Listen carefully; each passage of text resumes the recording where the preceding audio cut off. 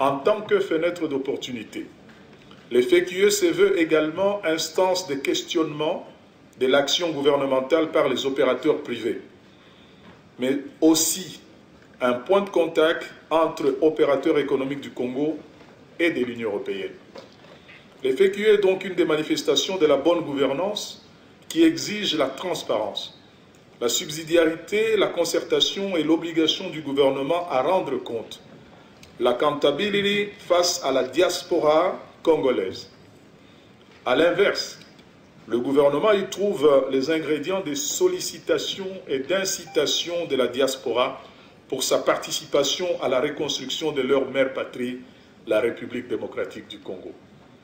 Cette troisième édition du FQE, à l'instar des précédentes, réunira des dirigeants d'entreprises, des intellectuels, des responsables politiques, des représentants des milieux universitaires et associatifs, les journalistes et j'en passe, pour débattre des problèmes économiques cruciaux de la République démocratique du Congo. Ce géant d'Afrique qui s'éveille engrange chaque jour qui passe des avancées notables.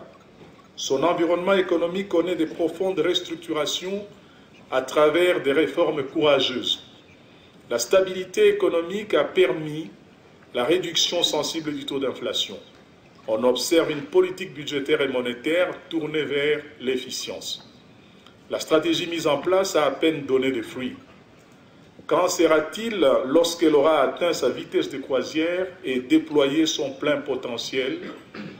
Le moins qu'on puisse dire pour l'instant est que les différents mécanismes sont placés sur orbite pour qu'à l'avenir, des résultats positifs actuels s'améliorent davantage par la logique de l'effet de levier. Voilà, Monsieur le ministre, vous venez de représenter Monsieur le Premier ministre à ce forum. Finalement, qu'est-ce que vous attendez d'un tel forum dans l'Union européenne organisé par l'ambassade de la République démocratique du Congo? Vous savez, l'Union européenne, c'est un partenaire très important de la République démocratique du Congo en termes de volume des investissements et de volume d'échanges commerciaux.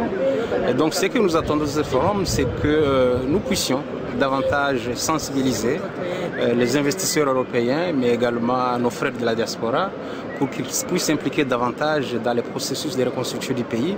Et pour ce qui est de l'Union européenne, pour que justement des investisseurs européens puissent venir encore pour nous aider à reconstruire la République démocratique du Congo.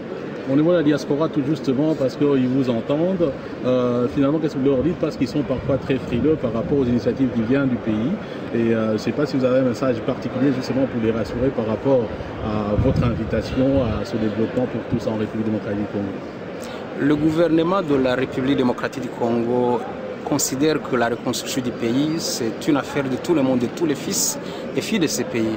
Nous pensons que la diaspora congolaise a une place importante dans ces processus de reconstruction du pays.